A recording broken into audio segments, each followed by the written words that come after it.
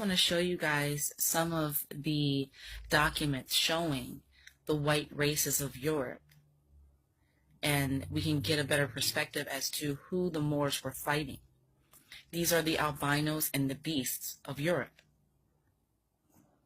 And the Moors were fighting these people for hundreds of years prior to the so-called transatlantic slave trade.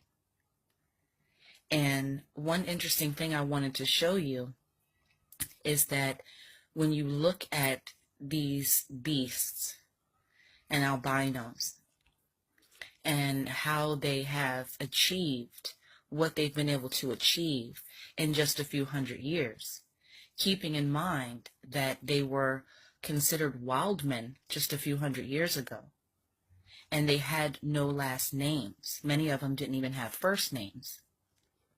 And I wanted to show you this because I found this very interesting. If you see here the wild men, and you look at the clothing that the people are wearing to the left, you can see here they're wearing this clothing to cover up their hairy bodies. So I found that very interesting. And something else I found in the British Library was one of the oldest genealogy charts, one of the first ones made for white people. And as you can see at the bottom of that genealogy chart, you see two wild men. So they're showing that their ancestry comes from the caveman.